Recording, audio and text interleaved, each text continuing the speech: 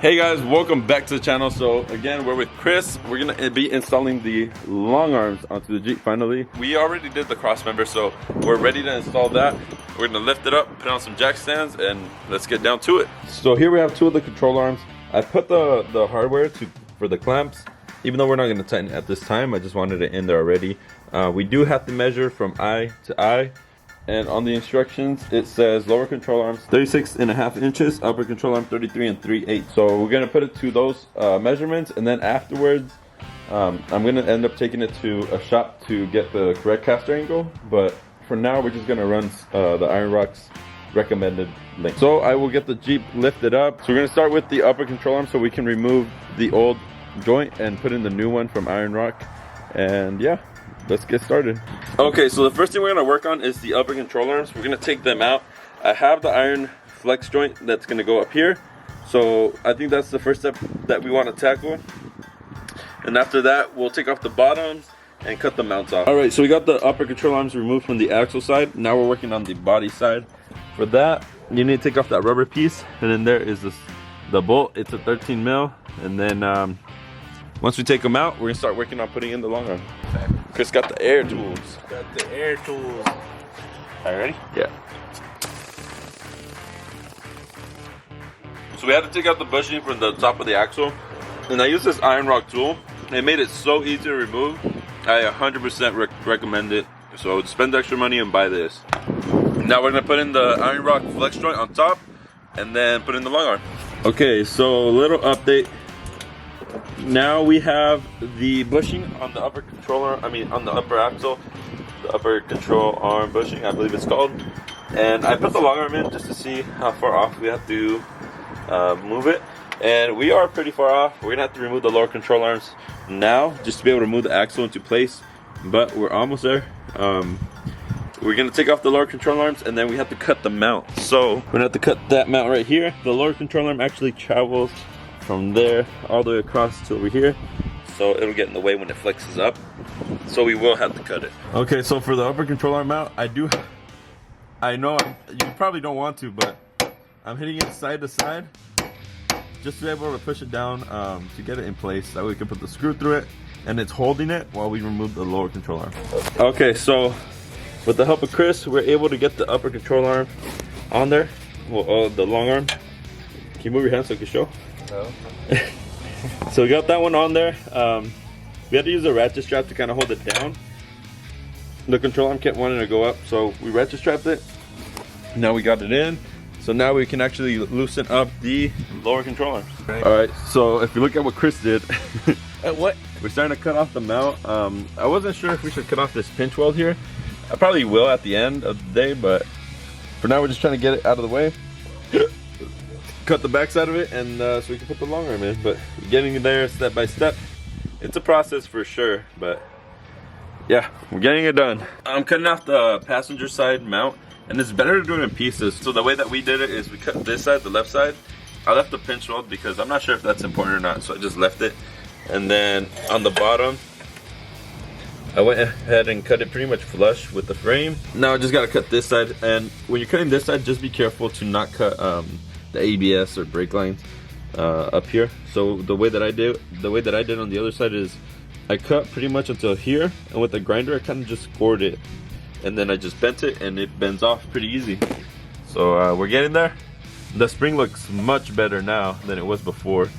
Since it pushed the axle forward a little bit, it looks way better. Doesn't look as bent as it was before. Okay, so that's where we cut it. That's the new mount.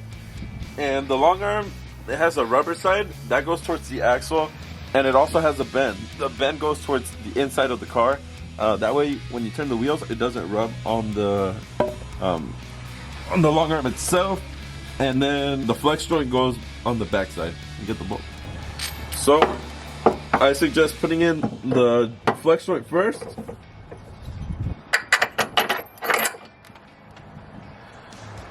There we go. And you want to leave everything loose until the end. You don't tighten any of the bolts up until it's on the ground with the wheels on its own weight. So when you tighten up the bolts, it actually puts stress on the bushings. You tighten them up right now and then you lower the vehicle, you're putting a lot of stress on the bushings, and the bushings are gonna go bad faster. So you wanna tighten them when it's on the ground. All right, so now we got the flex joint on. We gotta put the bushing on this side. This side has some spacers as well. Yeah, let me get one. One goes on the outside and then one goes on the inside as well. Yep, the nut, the bolt. Through. And another spacer goes on the other side. This one might be a little bit tight to put in, but it'll go in. All right, so we got it through. Now we're gonna put the nylon nut on the other side, and that's it. And the kit, it was missing 2 washers, so I'll get them later, but as of now, just put them in as is. But there she is. Got the long arms in. Hell yeah. So with the long arms, what I've noticed is the spring is actually straighter than it was before. Before it had a curve to it, so yeah, that's great news. I'm pretty sure the ride quality will be a lot better, for sure. So now we're gonna put the wheels on, lower it down, and then tighten all the bolts up. All right, guys, so I have the long arms on the Jeep finally. I know it was kind of dark last night, but I just wanted to go ahead and show you what the long arms look like. So from the side here, if you look underneath, you can see the long arms right there. They're poking through. And you can see how far back they're actually sitting on the Jeep. So they're right under like the K and the E in Grand Cherokee, right here. Right underneath there. And before, they were right here, like right behind this. So I mean, look at that big difference there. Now underneath the Jeep, I want to show you what it looks like. So you have one long arm here on the bottom side. Up top, you have another long arm that goes to the top side of the axle, and on the other side, again from the bottom. And then on the top right, you don't have an axle, so this is a 3-link setup. It's meant so you don't bind up the articulation or something like that. Anyways, that's what it looks like. So on the axle side is where the rubber bushings go, and then on this side is where you have the flex joints. Which you have to build, and I'll have a video separate on how to build those. Building the joints actually took longer than installing the arms, just so you're aware. Also down here on the upper control arm bushing, I did change it out for a flex joint bushing. It's meant, you know, so you have more range of motion, like side to side. And honestly, that made my steering way tighter. So I've only driven this Jeep as is for about 5 minutes. I tried going around looking for bumps, trying to get death wobble, and honestly I did not get any, and I think it's because of this.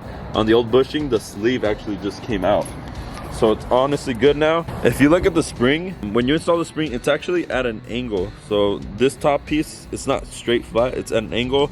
So now the spring actually goes straight down instead of kind of like at a round curve like that, since it did push the axle forward a little bit. So I did just use the iron rock setup, the length that they provide. I do have to get an alignment still, but honestly, for the most part, it's driving good as is. I'm surprised with the ride quality. I'll share that in another video when I do an update, once I drive it more. But for now, it's driving amazing, and I'm honestly happy with it. So I know I didn't show much. I was more focused on installing the arms, but if you did like the video, please give it a like and leave a comment down below. What do you think about the long arms? I honestly do recommend it from the 5 minutes that I drove the Jeep, so for sure recommend it. Also, I recommend getting the flex joint for the top of the axle, and you can also get a Johnny joint if you don't want to get the iron rock flex joint. Anyways, I'll see you guys in the next video where I show you how to build the joints, which is what took the longest. So yeah, see you then. Peace.